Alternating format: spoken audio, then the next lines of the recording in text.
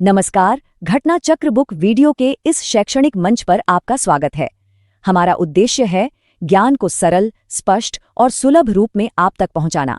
आइए आरंभ करते हैं अध्ययन और सफलता की इस यात्रा को। नमस्ते। हवाई अड्डे सिर्फ बिल्डिंग्स नहीं होती, बल्कि ये किसी भी देश के वो गेटवे हैं जो उसे पूरी दुनिया से जोड़ते हैं। तो आज हम इसी सोर्स मटेरियल के आधार पर भारत के कुछ सबसे ज़रूरी इंटरनेशनल गेटवेज की एक सैर पर निकलेंगे और ये जानेंगे कि ये देश की ग्लोबल पहचान बनाने में कितना बड़ा रोल निभाते हैं। तो इस पूरी पड़ताल में हम भारत के 15 ऐसे बड़े इंटरनेशनल एयरपोर्ट्स पर नजर डालेंगे जो देश के अलग अलग कोनों में हैं। सही मायनों में ये वो सेंटर्स हैं जो भारत की अर्थव्यवस्था और दुनिया से उसके रिश्तों को रफ्तार देते हैं। अच्छा, तो हमारा ये सफ़र कैसा रहेगा? हम एक तरह से एक वर्चुअल टूर पर निकलेंगे। शुरुआत करेंगे उत्तर भारत से, फिर चलेंगे पश्चिम और मध्य भारत, उसके बाद दक्षिण भारत और आखिर में पूर्वी और द्वीपीय भारत को देखेंगे। तो चलिए शुरू करते हैं। तो चलिए सफर की शुरुआत करते हैं उत्तर भारत से। इसे देश का दिल भी कहा जाता है, जहां सत्ता, इतिहास और संस्कृति सब एक साथ मिलते हैं। जाहिर है यहाँ के हवाई अड्डे दुनिया के लिए भारत के मुख्य दरवाजे हैं।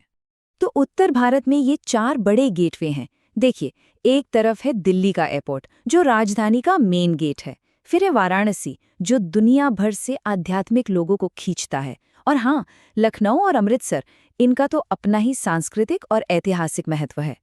और इन सब में भी दिल्ली का इंदिरा गांधी इंटरनेशनल एयरपोर्ट, वो सिर्फ उत्तर भारत का ही नहीं बल्कि सच कहें तो पूरे देश का सबसे बिजी गेटवे है। ये वो हब है जो इंडिया को दुनिया के लगभग हर बड़े शहर से कनेक्ट करता है। अच्छा, उत्तर भारत से अब हम चलते हैं देश के इकोनॉमिक पावर हाउस की तरफ, यानी पश्चिम और मध्य भारत। यहाँ के हवाई अड्डे सही मायनों में देश की बिजनेस और इंडस्ट्री की लाइफलाइन है, जो इसे दुनिया से जोड़ती है। तो इस हिस्से में कौन-कौन से बड़े नाम हैं? देखिए, अहमदाबाद है, जो गुजरात का बिजनेस हब है। इंदौर, जो मध्य भारत में तेजी से उभर रहा है।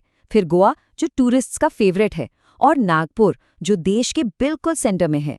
और आखिर में जाहिर है मुंबई, भारत की फाइनेंशियल कैपिटल।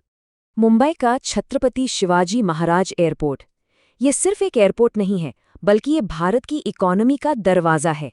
देश का बहुत बड़ा पैसेंजर और कार्गो ट्रैफिक यहीं से होकर गुजरता है।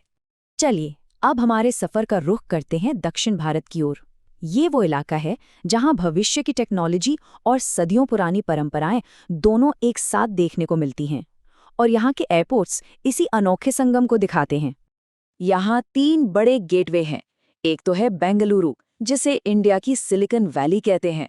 दूसरा है तिरुवनंतपुरम, केरला की राजधानी और एक बड़ा टूरिस्ट सेंटर। और तीसरा हैदराबाद, जो टेक्नोलॉजी और इतिहास का एक शानदार मिक्स है।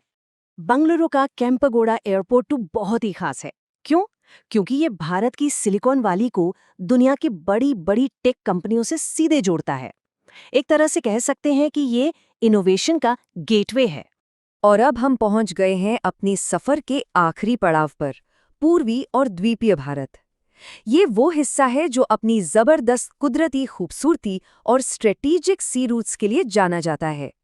यहाँ के जो मेन एयरपोर्ट्स हैं, उनमें शामिल हैं गुवाहाटी, जो पूरे नॉर्थ ईस्ट का एंट्री पॉइंट है। फिर है कोलकाता, पूर्वी भारत का कल्चरल हब। और अंडमान निकोबार का पोर्ट ब्लेयर। हाँ, एक बात यहाँ ध्यान देने वाली है, सोर्स के मुताबिक पोर्ट ब्लेयर एयरपोर्ट का नाम अब श्री विजयपुरम है। पोर्ट ब्लेयर का ये एयरपोर्ट सिर्फ एक एयरपोर्ट नहीं है, ये अंडमान और निकोबार जैसे स्ट्रेटेजिक आइलैंड्स को मेनलैंड इंडिया से जोड़ने वाली लाइफलाइन है। ये टूरिज्म के लिए तो ज़रूरी है ही, देश की सुरक्षा के लिहाज से भी बहुत अहम है। तो ये थे भारत के वो 15 बड़े अंतर्राष्ट्रीय दरवाजे जो देश को दुनिया से जोड़ कर रखते हैं, बिल्कुल शरीर में नसों की तरह।